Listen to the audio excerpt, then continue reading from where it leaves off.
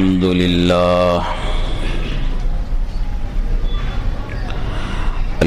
لله نحمده ونستعينه ونستغفره ونؤمن به ونتوكل عليه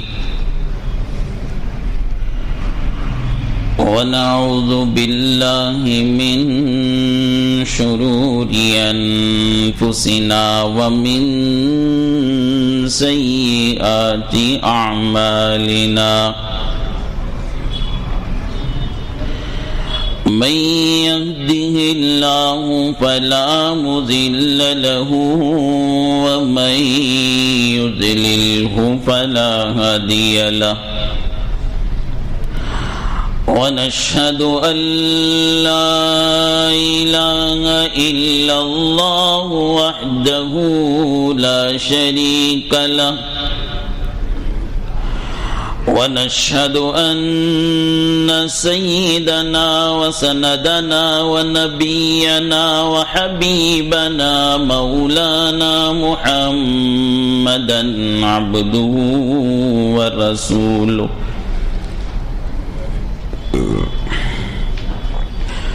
أرسله بالحق بشيرا ونذيرا وداعيا إلى الله بإذنه وسراجا منيرا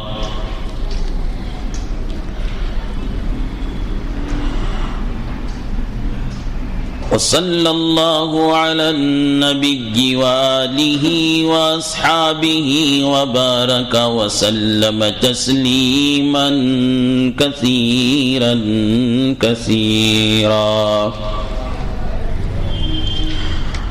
أما بعد فقد قال الله تبارك وتعالى في القرآن المجيد والفرقان الحميد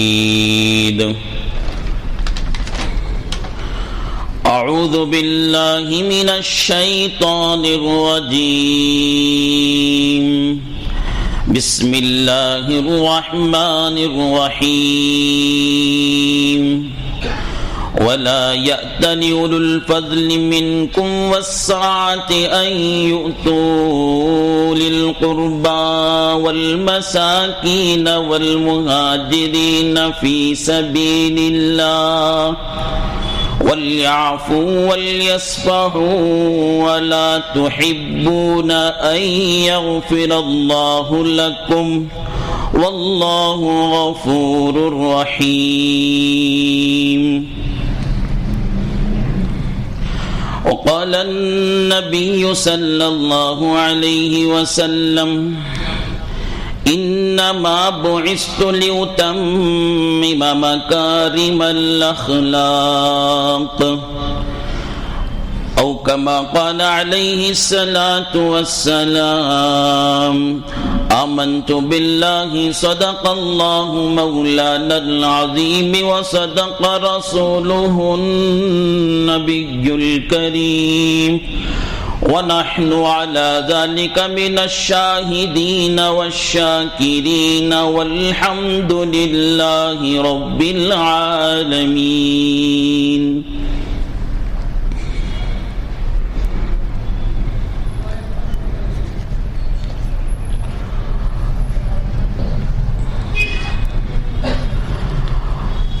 قابل احترام بزرگوں،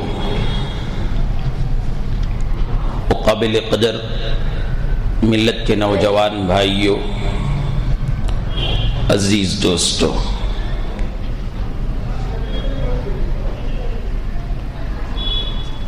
اللہ رب العالمین کا ہر حکم بندوں کے لیے ایک عبادت کا درجہ رکھتا ہے، اور ہر عبادت ایک مخصوص وقت میں ادا ہوتی ہے۔ نماز کا ایک مخصوص وقت ہے، روزے کا ایک مخصوص وقت ہے، حج ایک مخصوص وقت میں ادا کیا جاتا ہے،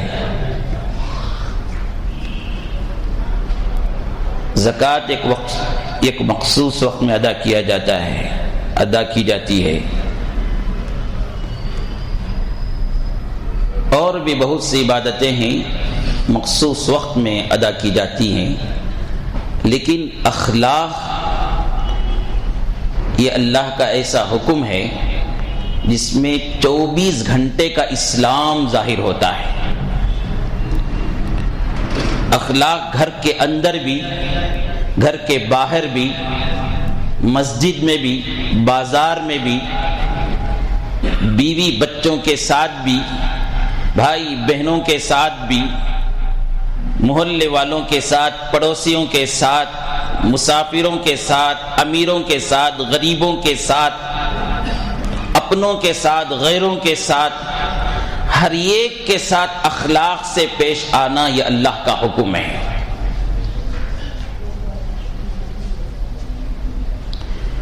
اسی وجہ سے حضرت جناب محمد الرسول اللہ صلی اللہ علیہ وسلم نے اخلاق سے متعلق بڑی تاکید کی، فرمایا ان المؤمن لیدرک بحسن خلقہ درجۃ قائم اللیل وصائم النہار۔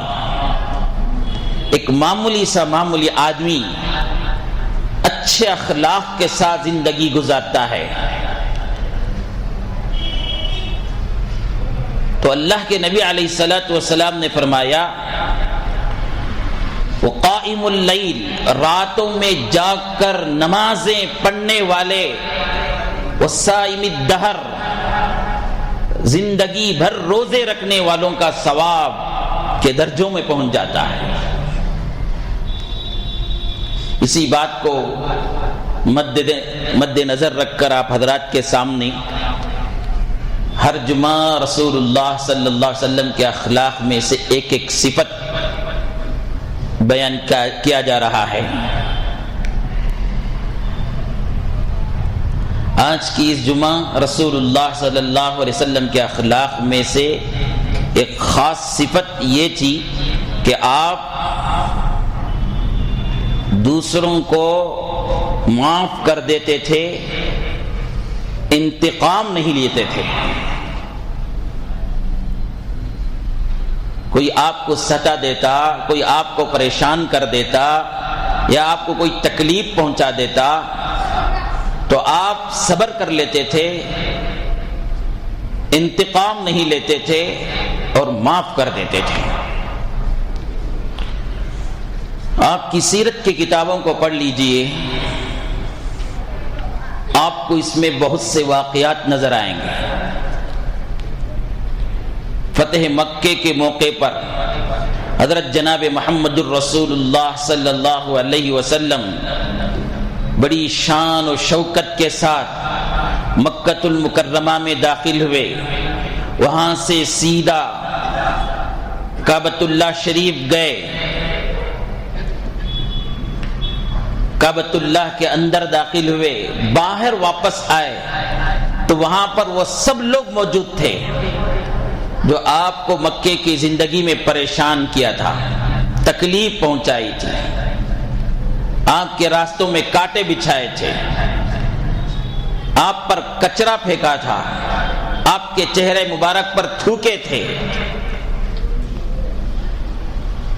ہر قسم کے دشمن وہاں پر موجود تھے اور وہ سب کے سب کمزور ہو چکے تھے، اور سب سے زیادہ پاورفل طاقت محمد الرسول اللہ صلی اللہ علیہ وسلم کی تھی اور حضرت صحابہ کی تھی۔ دشمن مغلوب ہو گئے تھے۔ رسول اللہ صلی اللہ علیہ وسلم کعبۃ اللہ کے اندر گئے، نماز پڑھی، پھر دوبارہ واپس آئے، لوگوں سے پوچھا، لوگوں میرے بارے میں تمہارا کیا خیال ہے؟ وہ دشمن جو آپ کو ستایا کرتے تھے انہوں نے اس وقت کہا، اے محمد آپ کریم ہیں، بڑے نیک آدمی ہیں، آپ سے ہم اچھی امید رکھتے ہیں۔ رسول اللہ صلی اللہ علیہ وسلم نے اس وقت سب سے یہی کہا. حضرت یوسف علیہ السلام نے اپنے بھائیوں سے متعلق جو جملہ کہا تھا میں بھی وہی کہتا ہوں. لا تثرب علیکم اليوم یغفر اللہ لکم وہو ارحم الراحمین. آج کسی سے کسی قسم کا انتقام نہیں لیا جائے گا. سب کو میں معاف کرتا ہوں, اللہ بھی تمہیں معاف کریں. اب اس کے بعد ایک ایک کر کے آپ سے لوگ بیعت کر رہے تھے اور کلمہ پڑھ رہے تھے. اب وہ بیعت کر کے آنے والوں میں سے ایک شخص کھڑا تھا جس کا نام وحشی, اور ایک عورت کھڑی تھی جس کا نام ہندا. وحشی جانتے ہوں کون ہیں؟ حضرت امیر حمزہ رضی اللہ عنہ جو رسول اللہ صلی اللہ علیہ وسلم کے چچا تھے, ان کے قاتل تھے. احد کے موقع پر انہوں نے اپنی تیر چلا کر حضرت امیر حمزہ رضی اللہ عنہ کو شہید کیا تھا اور سینہ چاک کر کے کلیجہ نکال لیا تھا. اور حضرت امیر حمزہ رضی اللہ عنہ کے چہرے کا مسخ کیا گیا, مسلح کیا گیا تھا. اور ہندا معلوم ہے کون؟ حضرت امیر حمزہ رضی اللہ عنہ کی شہادت کے بعد ان کے کلیجے کو اپنے منہ میں رکھ کر چبائی تھی. ایسے دشمن کھڑے ہیں, ایک ایک کر کے آپ سے ہاتھ میں بیعت کر رہے ہیں. دیکھا رسول اللہ صلی اللہ علیہ وسلم, وحشی بھی کھڑے ہیں. وحشی کے بدن پر کپ کپی ہے, پتہ نہیں کیا میرے ساتھ سلوک کیا جائے گا. ہندا بھی کھڑی ہے, اس کے بدن پر کپ کپی ہے, پتہ نہیں میرے ساتھ کیا سلوک کیا جائے گا. حضرت رسول اللہ صلی اللہ علیہ وسلم چاہتے تو ایک ایک دشمن سے انتقام لے سکتے تھے, ہر ایک سے بدلہ لے سکتے تھے. وحشی کو سے بدلہ لے سکتے تھے, ہندا سے بدلہ لے سکتے تھے, اور ان کو اپنے دربار سے بھگا سکتے تھے. لیکن حضرت وحشی نے جب ہاتھ بڑھائے تو رسول اللہ صلی اللہ علیہ وسلم نے ان کے ہاتھ کو ہاتھ پکڑ کر ان کو بھی کلمہ پڑھا دیا. ہندا بھی جب آگے بڑھ کر آئی تو ان کو بھی کلمہ پڑھا دیا. اللہ کے لیے ان کو معاف کر دیا, انتقام نہیں لیا. اس سے پہلے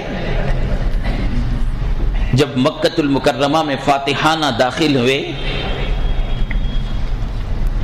کعبۃ اللہ کے پاس آ رہے تھے, کعبۃ اللہ میں داخل ہونا چاہ رہے تھے, تو عثمان بن طلحہ, ایک تو عثمان ہیں بن عفان جو رسول اللہ صلی اللہ علیہ وسلم کے داماد ہیں, وہ نہیں, ان کے علاوہ ایک تھے عثمان بن طلحہ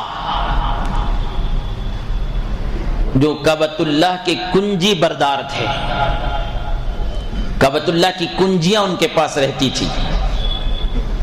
وہ ہفتے میں 2 دن, پیر کے دن اور جمعرات کے دن کعبۃ اللہ کے دروازے کو کھولتے تھے. لوگ اس کے اندر جاتے اور زمانے کے اعتبار سے اپنی مخصوص عبادتیں کر کے واپس آتے تھے. وہ بھی کھڑے تھے وہاں پر. ایک مرتبہ رسول اللہ صلی اللہ علیہ وسلم جب مکے سے مدینہ ہجرت کر کے جانے کا موقع تھا تو رسول اللہ صلی اللہ علیہ وسلم کو خواہش ہوئی آخری مرتبہ کعبۃ اللہ کی دیدار کر لوں اور کعبۃ اللہ کے اندر جاؤں, 2 رکعت نماز پڑھوں. اس ارادے سے جب وہ ہجرت سے پہلے عثمان بن طلحہ جو کنجی بردار سے ان سے داخلے کی اجازت لی, ان سے کنجی لینا چاہا, تو انہیں بڑی سختی سے پیش آئی, بڑی تش روی سے پیش آئے. آپ کو داخل ہونے سے روکا. اس وقت رسول اللہ صلی اللہ علیہ وسلم نے فرمایا, عثمان بن طلحہ یاد کرو ایک وقت ایسا آئے گا میری جگہ میں تم ہوگے تمہاری جگہ میں میں رہوں گا، میرے ہاتھ میں کعبۃ اللہ کی کنجی رہے گی اور میں اس وقت جسے چاہے دے دوں گا۔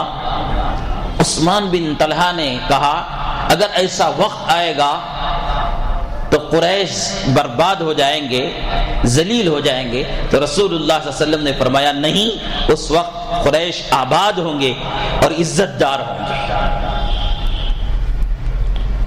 وقت گزر گیا، ایک لمبا عرصہ گزر گیا، اب فتح مکہ کا موقع تھا۔ عثمان بن طلحہ پھر وہیں اسی جگہ پر کھڑے ہیں۔ پہلے کھڑے جو تھے بڑے شان کے ساتھ کھڑے تھے، ان کو یہ احساس تھا کہ میں کعبۃ اللہ کے دروازوں کے قفل کا، ان کی کنجیوں کا ذمہ دار ہوں، میں جسے چاہے داخل کروں گا، جسے چاہے داخل ہونے سے روکوں گا۔ اس مقام پر تھے، اب کھڑے تھے تو ان کی کوئی حیثیت نہیں تھی کیونکہ مکہ فتح ہو چکا تھا۔ رسول اللہ صلی اللہ علیہ وسلم آئے، ان سے کنجی مانگی، بعض روایتوں میں آتا ہے فوراً انہیں دے دی، بعض روایتوں میں آتا ہے کہ انہوں نے دینے کے لیے تیار نہیں ہوئے، وہ ادھر ادھر بھاگنے لگے۔ حضرت علی رضی اللہ عنہ ان کو پکڑا۔ حضرت علی رضی اللہ پہلوان قسم کے آدمی تھے، بڑے شجاع بہادر قسم کے آدمی تھے، ان کو پکڑا، ان کے ہاتھ سے کنجی لے کر رسول اللہ صلی اللہ علیہ وسلم کے حوالے کی۔ رسول اللہ صلی اللہ علیہ وسلم جب کعبۃ اللہ کے اندر داخل ہوئے تو اب باہر جو کھڑے تھے اس میں حضرت ابوبکر بھی تھے، حضرت عمر بھی تھے، حضرت علی بھی تھے، حضرت عباس رضی اللہ عنہ بھی تھے اور حضرت عثمان بن عفان بھی تھے۔ بڑے بڑے جلیل القدر صحابہ سامنے موجود ہیں۔ سب کو یہ خیال ہے کہ عثمان بن طلحہ کا تو مسئلہ ختم ہو گیا کہ اس نے اس طرح کی گستاخی کی تھی رسول اللہ صلی اللہ علیہ وسلم سے، جب کعبۃ اللہ کی کنجی مانگے تھے تو داخل ہونے سے روکا تھا، اب ان کے ہاتھ سے کعبۃ اللہ کی کنجی نکل گئی ہے، اب رسول اللہ صلی اللہ علیہ وسلم یہ چابی کی ذمہ داری مجھے دیں گے۔ ایک اعزاز تھا، کعبۃ اللہ کی خدمت کرنے والوں کو ایک مقام حاصل تھا، اللہ کے پاس تو ہوگا ہی، دنیا میں بھی لوگ ان کو بڑی عزت کی نظر سے دیکھتے تھے، لوگوں میں وہ معزز کہلاتے تھے۔ سب کو بھی خیال تھا کہ کعبۃ اللہ کی کنجی مجھے دی جائے گی۔ رسول اللہ صلی اللہ علیہ وسلم کعبۃ اللہ کے اندر سے باہر آتے ہیں، عثمان بن طلحہ بھی کھڑے ہیں، سب موجود ہیں وہاں پر۔ حضرت عباس رضی اللہ عنہ آگے بڑھے اور پوچھا یا رسول اللہ، میں پہلے سے حجاج کرام کی خدمت کرتا ہوں، زمزم پلانے کی میری ذمہ داری ہے، میری خواہش ہے کہ یہ کعبۃ اللہ کی کنجی مجھے دے دی جائے تاکہ دونوں ذمہ داری میں سنبھال لوں۔ بعض روایتوں میں آتا ہے علی رضی اللہ عنہ بھی آگے بڑھ کر رسول اللہ صلی اللہ علیہ وسلم سے درخواست کیا، رسول اللہ صلی اللہ علیہ وسلم یہ ذمہ داری مجھے دے دے تاکہ ہمارے ہی خاندان میں سقایا، پانی پلانے کی بھی اور کنجی رکھنے کی بھی ذمہ داری مل جائے۔ عمر بھی ہیں، ابو بکر بھی ہیں، حضرت عثمان بن عفان بھی ہیں، لیکن رسول اللہ صلی اللہ علیہ وسلم کے اخلاق دیکھیے، رسول اللہ کی توہین کرنے والے، رسول اللہ کو کعبۃ اللہ میں داخل ہونے سے روکنے والے، ترش روئی سے پیش آنے والے۔ حضرت عثمان بن طلحہ کھڑے ہیں، ان کو بلاتے ہیں عثمان آؤ۔ عثمان بن طلحہ رسول اللہ صلی اللہ علیہ وسلم کی خدمت میں آتے ہیں تو کنجی ان کے ہاتھ میں دوبارہ دے دیا اور کہا کہ یہ کنجی کی ذمہ داری قیامت تک تمہارے ہی خاندان میں رہے گی۔ عثمان بن طلحہ لے کر خوشی خوشی سے جا رہے تھے تو اس وقت رسول اللہ صلی اللہ علیہ وسلم نے پکارا، عثمان کیا تمہیں یاد ہے میں آج سے کچھ عرصہ پہلے تمہارے سامنے بات کہی تھی کہ ایک وقت آئے گا میری جگہ میں تم رہو گے، تمہاری جگہ پر میں رہوں گا، اور میں اس وقت میں جسے چاہے کنجی دے دوں گا۔ تو عثمان بن طلحہ اسی جگہ پر کھڑے ہوئے کہا یا رسول اللہ مجھے اسی وقت یقین ہو گیا تھا ایک دن ایسا آئے گا، بلکہ آج وہ دن میرے سامنے ہے۔ اشہد ان لا الہ الا اللہ واشہد ان محمد رسول اللہ کا کلمہ پڑھے۔ یہ کس وقت تھا؟ انتقام لینے کی پوری قوت تھی، بدلہ لینے کی پوری قوت تھی، اس کے باوجود حضرت عثمان بن طلحہ کو رسول اللہ صلی اللہ علیہ وسلم نے معاف فرما کر قیامت تک کے آنے والوں انسانوں کے سامنے یہ معافی کا کردار پیش کیا، یہ انتقام نہ لینے کا کردار پیش کیا، اور دنیا والوں کو یہ سکھایا کہ تمہارے درمیان کبھی ایک دوسرے پر جھگڑا ہو جائے، ایک دوسرے کے ساتھ نا اتفاقی ہو جائیں، گرچہ غلطی تمہاری بیوی کی ہو، غلطی تمہارے شوہر کی ہو، غلطی تمہارے بڑے بھائی کی ہو، چھوٹے بھائی کی ہو، یا تمہارے پڑوسی کی ہو، یا تمہارے محلے والے کی ہو، اللہ کے لیے اسے معاف کر دو، ان سے انتقام نہ لو، اللہ رب العالمین تم سے بہت خوش ہو جائیں گے۔ کتنے خوش ہوں گے میں بتاؤں آپ کو۔ روایتوں میں آتا ہے حضرت ابوبکر صدیق رضی اللہ عنہ، ابو داؤد شریف کی روایت ہے، حضرت ابو ہریرہ رضی اللہ عنہ روایت کرتے ہیں ایک مرتبہ ایسا ہوا کہ ایک آدمی حضرت ابوبکر صدیق رضی اللہ عنہ کو بے تحاشا برا بھلا کہنے لگا۔ کبھی کبھی اللہ والوں کے ساتھ ایسے واقعات پیش آ جاتے ہیں، کچھ بھی غلطی ان کی نہیں ہوتی ہے، ایسے آدمی سے سابقہ پڑ جاتا ہے کہ وہ ان کو برا بھلا کہنا شروع کر دیتا ہے، گالیاں بکنا شروع کر دیتا ہے، دنیا والے عجیب ان کا تماشا دیکھنے لگتے ہیں، اور وہ آدمی ان کو کچھ کر نہیں سکتا ہے۔ ایک عجیب امتحان کا وقت ہوتا ہے، خاص کر جب وہ آدمی حافظ ہے، عالم ہے، امام ہے، تو اور بھی زیادہ مسئلہ ہو جاتا ہے۔ ان کے اندر بھی دل ہوتا ہے، ان کے اندر بھی جذبات ہوتے ہیں، ان کو بھی غصہ آتا ہے، اب وہ غصے کو برداشت کرتا ہے، یا اس سے غصے میں آ کر وہ کوئی انتقامی کاروائی کرتا ہے، تو لوگوں کے درمیان ایک تماشا بن جاتا ہے، مولوی صاحب ایسا کر دیے، امام صاحب ایسا کر دیے، خطیب صاحب ایسا کر دیے، ایسا کیوں کیے، یہاں تک حالت کیوں پیش آئے، وہ اس کے طرف لوگوں کا ذہن نہیں جاتا۔ اتنا بڑا مقام لوگوں نے ان لوگوں کو دے دیا کہ ان کی چھوٹی سی غلطی بھی بہت بڑی غلطی نظر آنے لگتی ہے۔ خیر وہ الگ مسئلہ ہے۔ سیدنا حضرت ابوبکر صدیق رضی اللہ عنہ کا حال یہ ہوا کہ وہ آدمی اچانک آپ کو برا بھلا کہنے لگا، الٹی سیدھے باتیں کرنے لگا۔ رسول اللہ صلی اللہ علیہ وسلم بھی یہاں پر موجود ہیں اور یہ بات دیکھ رہے ہیں۔ حضرت ابوبکر صدیق رضی اللہ عنہ برداشت کرتے رہے۔ پھر اس کے بعد انہوں نے بھی کچھ باتیں اسی کو الٹا کر کہنے لگے۔ جیسے ہی سیدنا ابوبکر صدیق رضی اللہ عنہ یہ بات پلٹا کر ان کو کہنے لگے، اس کی بات کو اسی کو لوٹانے لگے، تو رسول اللہ صلی اللہ علیہ وسلم اس جگہ سے نکل کر چلے گئے، چہرے میں تھوڑی سی ناراضگی ظاہر کر کے۔ حضرت ابوبکر صدیق رضی اللہ عنہ کو بہت بے چینی ہوئی، کیا بات ہے، رسول اللہ صلی اللہ علیہ وسلم تھوڑا ناراضگی کا اظہار کر کے یہاں سے چلے گئے۔ پیچھے جلدی حضرت ابوبکر صدیق رضی اللہ عنہ رسول اللہ صلی اللہ علیہ وسلم کی خدمت میں پہنچے، پوچھے یا رسول اللہ کیا بات ہے، آپ کی ناراضگی چہرے میں ظاہر ہو رہی ہے، اور میں وہاں پر مجبور تھا، وہ آدمی بولے جا رہا تھا، گالی پر گالی دیتے جا رہا تھا، جیسے کہ آپ دیکھ رہے تھے، اب تبسم بھی فرما رہے تھے،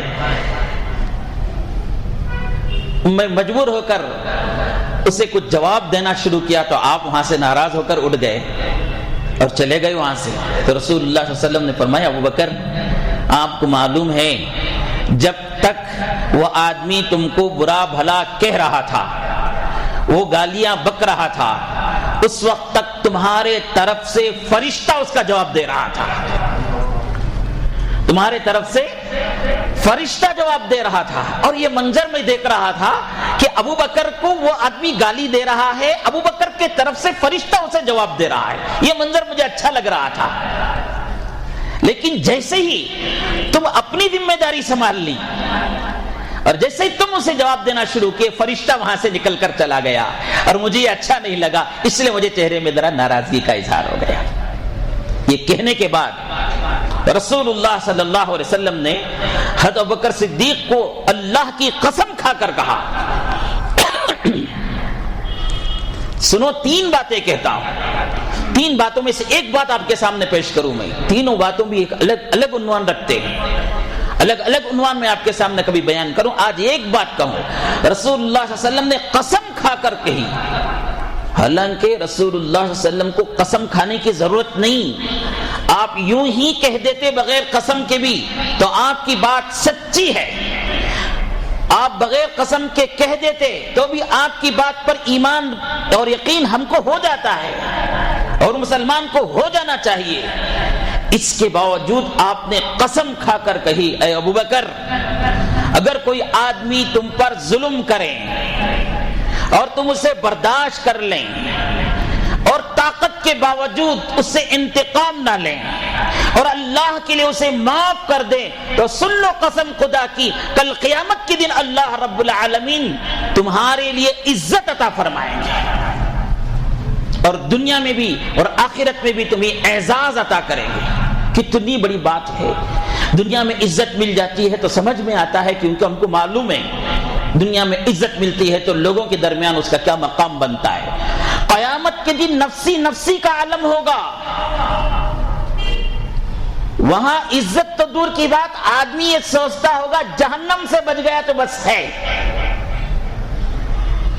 اور بہت سے لوگ اللہ کے سامنے تقاضا رکھیں گے، یا اللہ جنت ملی نہیں تو پرواہ نہیں، یہ جو آپ فیصلے کے لیے جو کھڑا دیے ہیں نا، یہ ایسی کشمکش ایسی پریشانی کا حال ہے کہ اس سے نجات ہمیں دے دیجئے۔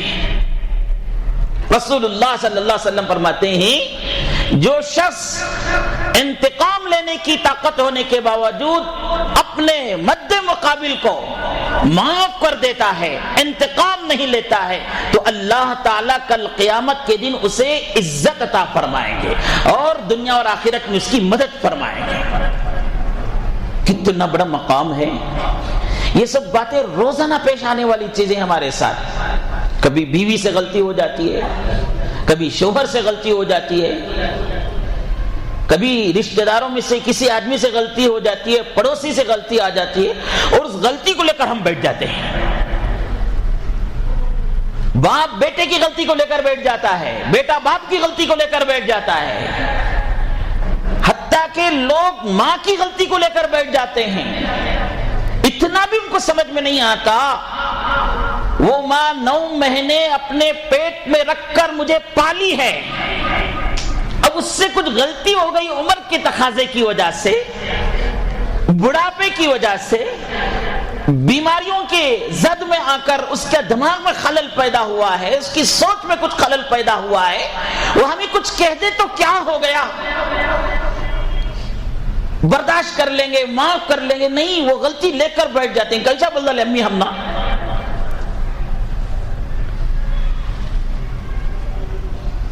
یہ سب چیزیں روزانہ پیش آنے والی چیزیں ہیں، غلطی ہون دے چھوڑو، انہی کی طرف سے ہوئی ہے، پھر بھی آپ انہیں معاف کر دیے، انتقام نہیں لیا، تو اللہ رب العالمین کے پاس کتنا بڑا درجہ ہے۔ اور ایک حدیث سناتا ہوں، سنو، حضرت جناب محمد رسول اللہ صلی اللہ علیہ وسلم نے فرمایا، جو شخص دنیا میں بندوں کی غلطی کو،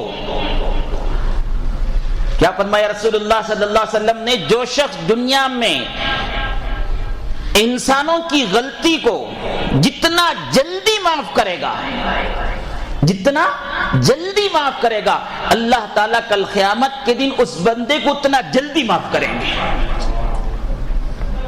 کیا ہم نہیں چاہتے کہ اللہ ہمیں معاف کریں، اللہ ہمیں درگزر سے کام لیں، اللہ تعالیٰ ہمارے ساتھ نرمی کا معاملہ کرے؟ ہم نہیں چاہتے۔ اگر ہم چاہتے ہیں تو ہم بیوی کی غلطی کو معاف کریں، شوہر کی غلطی کو معاف کریں، ماں باپ کی غلطی کو معاف کریں، بھائیوں کی غلطی کو معاف کریں، دوستوں کی غلطی کو معاف کریں، محلے والوں کی غلطیوں کو معاف کریں، پڑوسی کی سے غلطی ہو گئی تو اسے معاف کریں، انتقام نہ لیں، اللہ رب العالمین اس کا اجر عطا کرے گا۔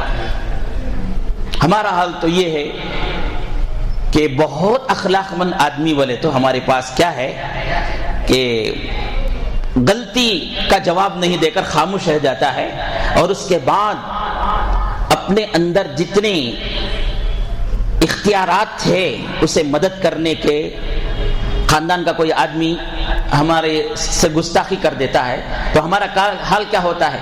غصہ اگر کسی وجہ سے کنٹرول کر لیے، انتقام نہیں لیے، تو اس کے بعد ہم کیا کرتے ہیں؟ ہمارے طرف سے جو اسے مدد ملتی تھی، ہمارے طرف سے اسے جو تعاون ہوتا تھا، ہمارے طرف سے جو اسے فائدے ہوتے تھے، اسے ایک ایک ایک ایک کر کے کٹ کر لے آتے رہتے ہیں، کٹ کر لے آتے رہتے ہیں، اور اسے اس کے اوقات یاد دلانے پر تلے رہتے ہیں۔ دیکھو میرے سے ناتا توڑ لینے سے تمہارا حال کیا ہوا ہے۔ بندہ اتنا نہیں سوچتا ہے، مجھے بھی سوچنا چاہیے، آپ کو بھی سوچنا چاہیے کہ اگر اللہ رب العالمین ہمارے ساتھ ایسا سوچنے لگیں، ہمارے ساتھ ایسا سوچنے لگیں کیا کہ تم میری نافرمانی کرتے ہو، تم میرے راستے میں غلطی کرتے ہو، میرے حکموں کو توڑتے ہو، دیکھو تمہارا کیا انجام ہوتا ہے، دیکھو میں تمہیں کہاں تک پہنچاتا ہوں۔ اگر ایسا سوچنے اللہ تعالیٰ ہمارے ساتھ سوچنا شروع کر دیں تو ہمارا حال کیا ہوگا؟ قرآن شریف میں ایک آیت ہے، میں خطبہ معصورہ میں تلاوت کی، وَلَا يَأْتَلِ أُولُو الْفَضْلِ مِنْكُمْ وَالسَّعَةِ أَنْ يُؤْتُوا أُولِي الْقُرْبَى وَالْمَسَاكِينَ وَالْمُهَاجِرِينَ فِي سَبِيلِ اللَّهِ وَلْيَعْفُوا وَلْيَصْفَحُوا أَلَا تُحِبُّونَ أَنْ يَغْفِرَ اللَّهُ لَكُمْ وَهُوَ أَرْحَمُ الرَّاحِمِينَ۔ یہ آیت سیدنا حضرت ابوبکر صدیق رضی اللہ عنہ کے بارے میں نازل ہوئی، سورۃ النور میں ہے۔ کب نازل ہوئی؟ ایسا موقع تھا، سیدنا حضرت ابوبکر صدیق رضی اللہ عنہ کی بیٹی رسول اللہ صلی اللہ علیہ وسلم کی زوجہ امہات المؤمنین حضرت عائشہ رضی اللہ عنہا پر تہمت لگی تھی، چھوٹی موٹی تہمت نہیں، گندی تہمت لگی تھی۔ اما عائشہ اس وقت بہت پریشان تھی۔ رسول اللہ صلی اللہ علیہ وسلم حضرت اما عائشہ رضی اللہ عنہا کو ان کے گھر بھیج دیا تھا، جب تک مسئلہ حل نہیں ہوگا تب تک آپ وہیں پر رہیے۔ بات چیت میں کمی آ گئی تھی، منافقین نے موقع کا فائدہ اٹھا کر رسول اللہ صلی اللہ علیہ وسلم کی زوجہ حضرت عائشہ رضی اللہ عنہ پر پاک دامنی پر داغ کر لگا دیا تھا، عفت پر انگلیاں اٹھا دی تھی، اور سیدنا ابوبکر صدیق رضی اللہ عنہ کو اس کا بڑا صدمہ تھا، بہت غم ہوا تھا، ہر ایک کو بھی ہوگا ہی۔ باپ کو جو ہے اپنی بیٹی پر اس طرح کی تہمت لگی ہے تو کتنا غم ہوگا، وہ بھی حضرت عائشہ جیسی، وہ بھی رسول اللہ صلی اللہ علیہ وسلم جیسے داماد ہو، ان سے جدا ہو جانے کا خوف ہو تو کتنا غم ہوگا۔ تہمت لگی تھی منافقین کی طرف سے، تو اس وقت حضرت مستہ رضی اللہ عنہ ایک پکے سچے صحابی ہیں، پکے سچے صحابی ہیں، منافق نہیں تھے وہ، لیکن ان کی کمزوری کیا ہو گئی تھی اس وقت؟ منافقین سے جو بات سنی تھی اما عائشہ کے بارے میں، اس بات کو انہوں نے بغیر تحقیق کیے کہ آگے بڑھا دیا تھا۔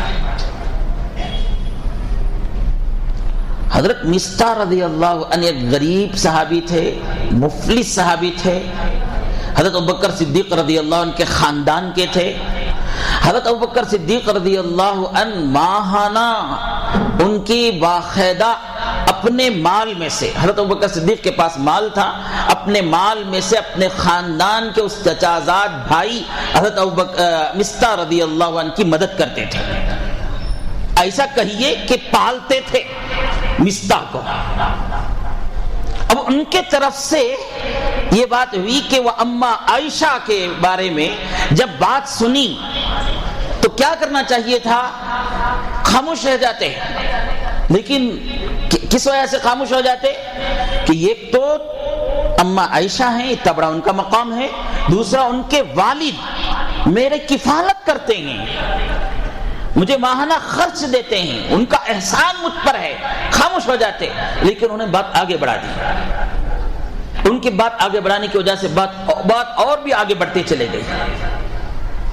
حضرت ابوبکر صدیق رضی اللہ عنہ کو جب اس بات کا علم ہوا کہ منافقین کے ساتھ مل کر اما عائشہ کو بدنام کرنے میں مستہ بھی ساتھ ہیں، تو ظاہر بات ہے غصہ آئے گا ہی، صدمہ ہوئے گا ہی. انہوں نے قسم کھا لی، خدا کی قسم آج کے بعد نہیں، ابھی قسم نہیں کھائی. صدمہ بہت پہنچا، خاموش رہ گئے، صبر کر لیے. جا کر ان سے نہیں کہا مستہ کیسا احسان فراموش آدمی ہے تو، میں تیری مدد کرتا ہوں، میرے گھر کا تو کھاتا ہے، میرے کمائی کا تو کھاتا ہے، پہنتا ہے میرا، کھاتا ہے میرا، پیتا ہے میرا.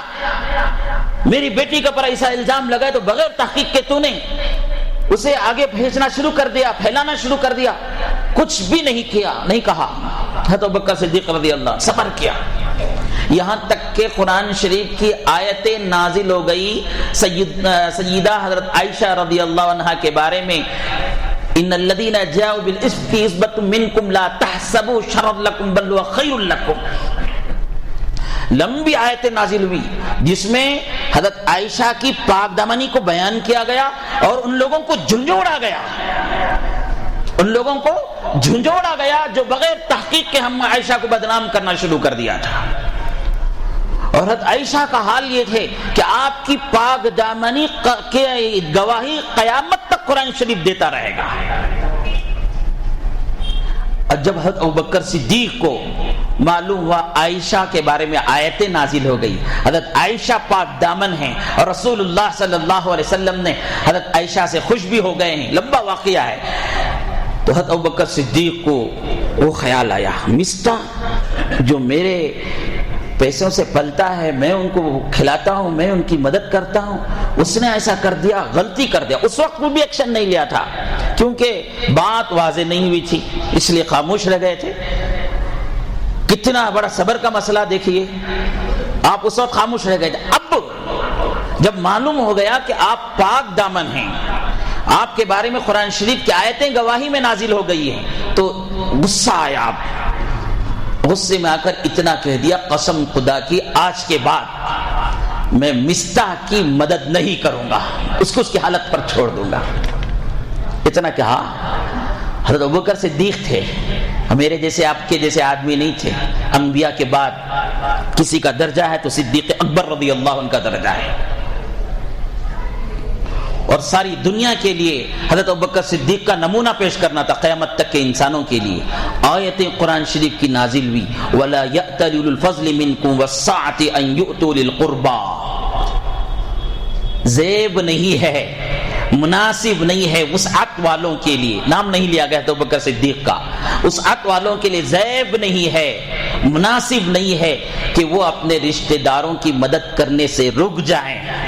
وَلْيَعْفُوا وَلْيَصْفَحُوا، چاہیے کہ وہ انہیں معاف کر دیں، درگزر کریں. اس کے بعد کا جملہ سنیے، قرآن شریف کہتا ہے أَلَا تُحِبُّونَ أَن يَغْفِرَ اللَّهُ لَكُمْ. سب کے لیے ہے یہ، أَلَا تُحِبُّونَ أَن يَغْفِرَ اللَّهُ لَكُمْ، کیا تم پسند نہیں کرتے کہ تم ہی معاف کر دیں. اتنا سننا تھا. حضرت ابوبکر صدیق رضی اللہ عنہ نے کہا واللہ انی احب ان یغفر اللہ لی، قسم خدا کی میں چاہتا ہوں میرا رب مجھے معاف کریں. اور اس کے بعد کہا کہ میں مستہ کو معاف کرتا ہوں، آج کے بعد دوبارہ میں ان کو مدد کرنا شروع کر دوں گا. اور کہا کہ لوگوں تم گواہ رہو، آج کے بعد دگنا میں ان کی مدد کروں گا. ہمارے کوئی بہت سے لوگ تکلیف پہنچا دیتے ہیں، بہت سے لوگ کبھی الزام لگا دیتے ہیں، کبھی یہ الزام اپنوں کی طرف سے ہوتا ہے، کبھی غیروں کی طرف سے ہوتا ہے. ہم اسے لے کر بیٹھ جاتے ہیں. اس کی وجہ سے کتنی دوریاں پیدا ہو جاتی ہیں، کتنی بیزاریاں پیدا ہو جاتے ہیں. خاندان جدا ہو گیا. کئی کو ہمارے چاچا کو ہمارے ابا کو ہمارے چاچا ایسا بولے تھے، ہماری خالہ کو ہمارے ماموں ایسا بولے تھے. ہمارا امی کو ہمارے ماموں ایسا بولے تھے، وہ بات کو لے کر بیٹھے، خاندان خاندان میں برازیاں ہیں، خاندان خاندان میں دوریاں ہیں۔ قرآن کہتا ہے الا تحبون، کیا تم نہیں پسند کرتے اس بات کو کہ اللہ تمہیں معاف کرے؟ اللہ کب معاف کرے گا؟ تم بندوں کو معاف کرو، تمہارے سامنے غلطی کرنے والی بیوی کو معاف کرو، تمہارے سامنے غلطی کرنے والے شوہر کو معاف کرو، تمہارے سامنے غلطی کرنے والے تمہارے بڑوں کو چھوٹوں کو معاف کرو، پڑوسیوں کو معاف کرو۔ اللہ تعالیٰ پکار کر کہتا ہے الا تحبون، اے لوگوں کیا تم پسند نہیں کرتے؟ یغفر اللہ لکم، اللہ تمہیں معاف کریں۔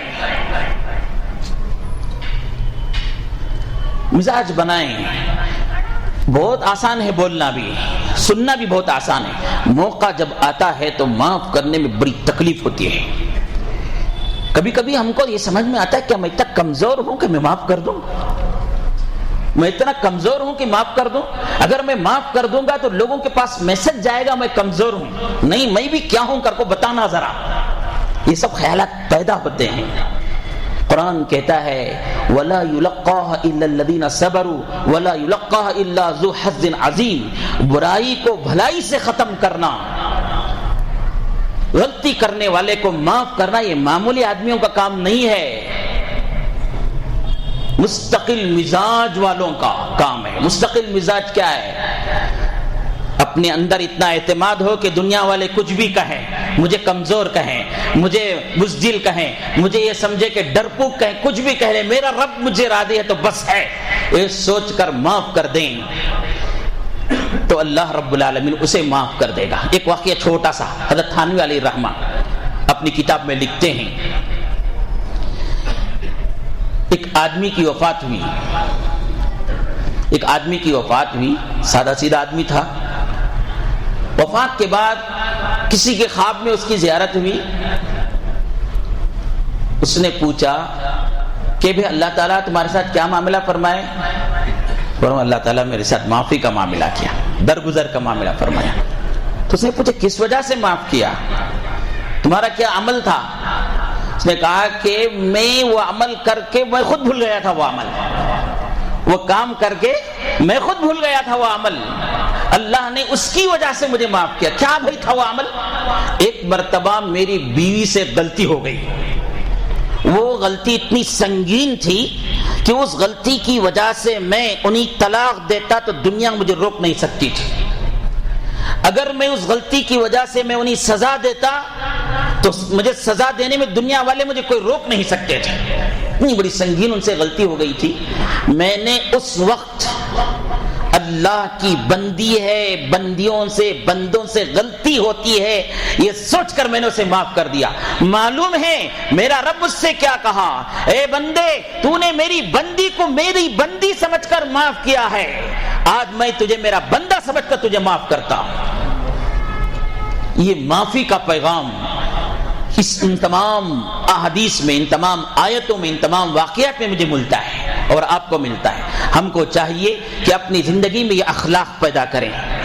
این کا جواب پتھر سے دینا بہت آسان ہے، ایک گالی کا جواب 2 گالیوں سے دینا بہت آسان ہے۔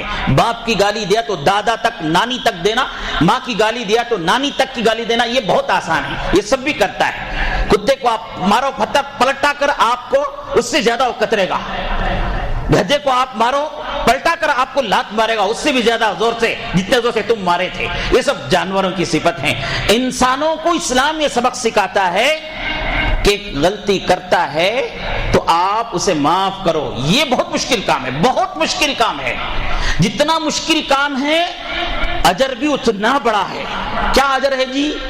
اللہ تعالیٰ کل قیامت کے دن بندوں کو درگزر کرنے والے بندے کے ساتھ درگزری کا معاملہ کریں گے۔ کتنا بڑا معاملہ ہے بھئی، کتنی بڑی بات ہے یہ۔ اللہ تعالیٰ کل قیامت کے دن ایک آدمی ایسا ہو کہ بڑا تہجد گزار ہے، بڑا حاجی ہے، بڑا روزے دار ہے، بڑا خرچ کرنے والا ہے، لیکن اللہ تعالیٰ اس کے ساتھ درگزر کا معاملہ نہ کریں، الیاذ باللہ، اللہ حفاظت فرمائے۔ اگر درگزر کا معاملہ اس کے ساتھ نہ کرے تو کیا حال ہوگا اس کا؟ لیکن یہ درگزر کا معاملہ کس کے ساتھ اللہ تعالیٰ کرتے ہیں؟ اس بندوں کے ساتھ جو اپنی بیوی کو درگزر کریں، اپنے ماں باپ کو درگزر کریں، اپنے بھائیوں کو درگزر کریں، اپنی بہنوں کو درگزر کریں، اپنے پڑوسیوں کو درگزر کریں، اپنے راستے میں چلنے والوں کے ساتھ درگزر کریں، گاڑیوں میں چلنے والے ان کے ساتھ درگزر کا معاملہ کریں، تو اللہ بھی تمہارے ساتھ میرے ساتھ درگزر کا معاملہ کرے گا۔ نبی صلی اللہ علیہ وسلم کے اخلاق میں سے آپ کو اور مجھے آج یہ سبق ملا کہ رسول اللہ صلی اللہ علیہ وسلم زندگی میں غلطی کرنے والوں کو معاف کرتے تھے، انتقام نہیں لیتے تھے۔ کوشش کیجئے، محنت کیجئے، اللہ تعالی ہمارے اندر بھی یہ صفت پیدا کریں گے۔ آخر میں ایک مسئلہ آپ کے سامنے بیان کر دوں، جمعے کے دن کا مسئلہ ہے۔ جمعے کے دن آدمی